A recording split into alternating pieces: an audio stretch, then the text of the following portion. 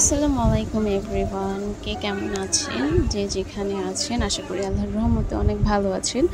আপনাদের দোয়ায় আমরাও অনেক ভালো আছি। তো চলে আসছি আরেকটা নতুন ভিডিও নিয়ে। সকাল থেকে প্রচণ্ড বাতাস এবং অনেক বৃষ্টি। যেহেতু গ্রাম অঞ্চল, বাতাসের ঝনঝন আওয়াজ, বৃষ্টির টুপটাপ শব্দ, ঠিক আছে, এগুলা এত মুখর লাগে, মানে এত ভালো লাগে, যেটা আমরা শহরের চার দালানের মধ্যে এই জিনিসটা কিন্তু পাই না। তো যারা এবার ঈদে বাড়ি আসছেন, ঠিক আছে, গ্রামের এই জিনিসগুলোকে খুব সুন্দরভাবে উপভোগ করতে পারবেন। অনেকের কাছে গ্রামটা অনেক ভালো লাগে, কেউ গ্রাম ছাড়তে চায় না, আবার অনেকের কাছে শহর অনেক ভালো লাগে, তারা শহর ছাড়তে চায় না। বাট তারাও কিন্তু গ্রাম পছন্দ করে, বাট কিছু দিনের জন্য, বাট আজীবন বসবাস করার জন্য মতো না, তাই না? তো এক একজনের কাছে এক একজনের পছন্দ, ইচ্ছা অনিচ্ছা সব কিছুই এক এক রকম।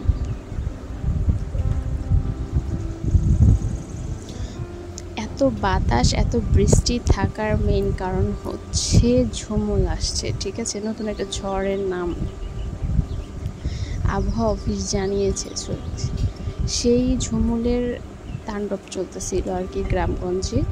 শহরে আমি শুনতেছিলাম মুষলধারে বৃষ্টি পড়তেছে এক লাগাতার সারা দিন সারা রাত, বাট গ্রামে এরকমটা হয়নি।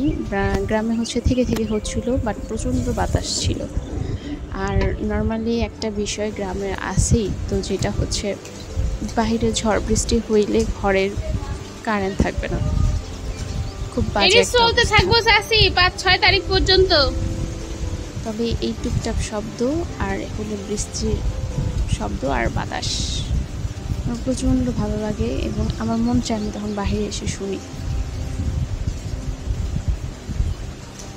বাহিরে বসে থাকি, বৃষ্টিতে ভিজি। আমার কাছে এরকমটা লাগে, বাট আমি পারি না। আমার এরকমটা কখনো হয়নি, আমি কখনো বৃষ্টিতে মানে ভেজার ওরকম চান্স পাই নাই। বাবা বাড়ি থাকতে আব্বু কখনোই ভিজতে দেয় নাই, ঠান্ডা লাগবে, জ্বর হবে, এরকমটা কখনোই হয় নাই। শ্বশুর বাড়িতে এসে সেরকম স্কোপ পাই না, কিন্তু তারপরেও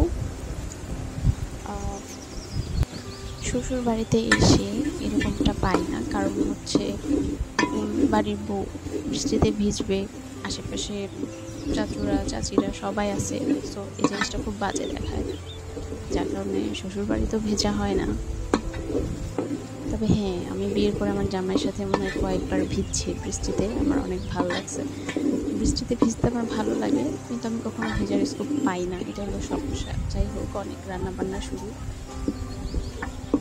সকাল থেকে প্রচুর রান্নাবান্না করতেছিলাম, কারণ হচ্ছে বাসায় আমার ভাই আসতেছিল, যার কারণে দেখতে আসতেছিল। যেহেতু আমার শাশুড়ি অসুস্থ থাকার কারণে, যেহেতু আমরা দ্রুত বাড়িতে চলে আসছিলাম ঈদের অনেকটা আগে, তো যার কারণে এখন যেহেতু বাবা বাড়িতে নিয়েও যেতে পারতেছে না কয়েকদিনের জন্য, যার জন্য আমার ভাই আসছিল আমার শাশুড়িকে দেখতে, যে এতটা অসুস্থ, প্লাস আমাদেরকেও দেখে গেল। তো ওর জন্যই রান্নাবান্না করছিলাম, পোলাও, বিরিয়ানি, গোস্ত এসব আয়োজন করছিলাম আর কি দুপুরে খাওয়ার জন্য। রাতে খাওয়ার জন্য হচ্ছে খিচুড়ি রান্না করা হচ্ছিল, যেহেতু বৃষ্টির সময় খিচুড়ি খাইতে অনেক ভালো লাগবে, তো এই জন্য গরুর তেল দিয়ে খুব সুন্দর করে খিচুড়ি রান্না করতেছিলাম। তার মধ্যে আবার এই বৃষ্টির মধ্যে সাডেনলি আবার গ্যাসও শেষ হয়ে গেছে, যার কারণে এই চুলা ছাড়া স্কোপ নাই, চুলাতেই রান্না করতে হবে। তো চুলাতেই রান্না বান্না স্টার্ট করে দিয়েছিলাম, এই জন্য সকাল দুপুর রাতে যা আছে সব একবারে রান্না করে ফেলছি, যাতে আবার রাতে আবার ঘরে যেতে না হয়, চুলা আবার ধরাইতে না হয়। তো এইভাবেই টুকটাক করে রান্না বান্না চলতেছিল। বৃষ্টির মধ্যে তো বাইরে যাওয়া বন্ধ, বাচ্চা কাচ্চাদের খেলাধুলা বন্ধ, ঘরের ভিতরে থাকে আর বৃষ্টিতে টুংটাং টুংটাং করে ভেজে। বাট চুলার রান্নার খাবার অনেক মজা লাগে গ্যাসের চুলায় যেতে খাইতে, তাই না? খুব খুব খুব মজা, ভালো লাগে আর কি।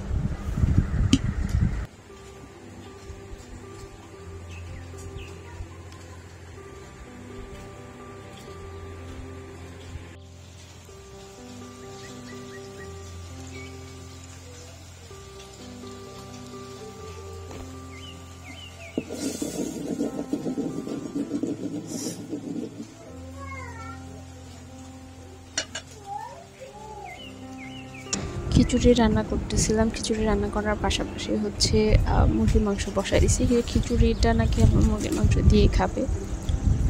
তো যেহেতু সকালে ডিম খাওয়া হয় না, যার কারণে আম্মা বললো যে, মানে আমার শাশুড়ি আম্মা বললো যে কিছু ডিম সিদ্ধ করে মুরগির গোস্তর মধ্যে দিয়ে দিতে আর কি, যাতে ডিমটাও খাওয়া হয়ে যায়। তো এই জন্য ভাবলাম আলাদা করে ডিম তাইলে কিছু না করে ওটার সাথে করে ফেলি, তাহলে একবারে খাওয়া হয়ে যাবে। তো এই জন্য একবারে দিয়ে রান্না করে ফেলছি। সন্ধ্যার দিকে গ্যাস নিয়ে আসছে।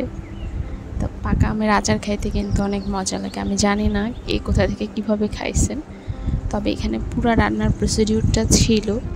আমি মুখে বলবো না, যারা যতটুকু বুঝেন, আর না বুঝলে কমেন্ট করবেন, আমি আপনাদেরকে সাহায্য করব। আমার মনে হয় এটা বেস্ট আচার, ঠিক আছে? কে কোথা থেকে কীরকম খাইছেন আমি জানি না, তবে আমার খাওয়ার মধ্যে এই আচারটা সবচেয়ে বেস্ট। আমার পাকা আমের আচারটা অনেক ভালো লাগছে। তো আপনারা এটা দেখে মেজারমেন্ট করে আপনারা নিজেরা বাসায় এইভাবে বানিয়ে খেয়ে দেখতে পারেন। পাকা আমের আচার খাইতে আসলেই অনেক মজা, একদম পাকা মিষ্টি আম আর একটু ঝাল করে একটু মিষ্টি দিয়ে অনেক মজা লাগে, মানে পুরা অন্যরকম একটা আচারের স্বাদ।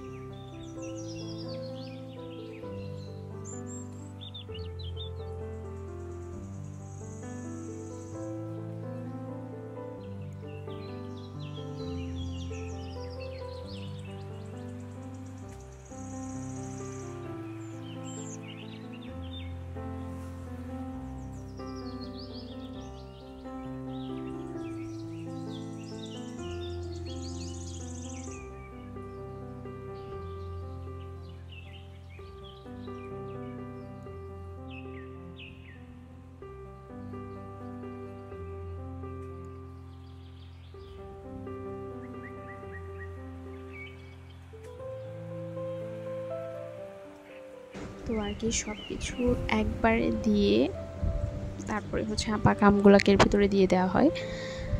আর পাকা আমের পানি ছাড়ে, চিনিরও পানি আছে।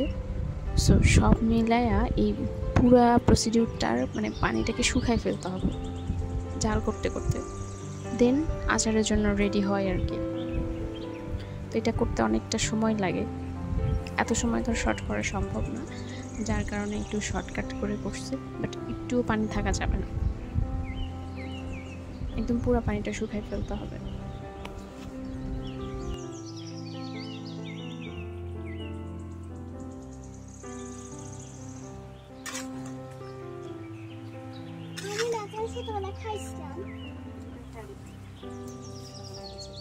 সকালে উঠে ভাত আচ্ছা আগে বানানো হয়েছে, বানানো হলে একটা খাই বানানো হয় না, কেমন কালারের মধ্যে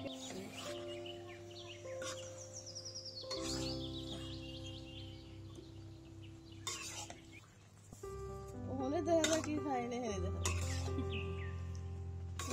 দেখা খাইছে খাইবো আমি তো উঠে আসতেছি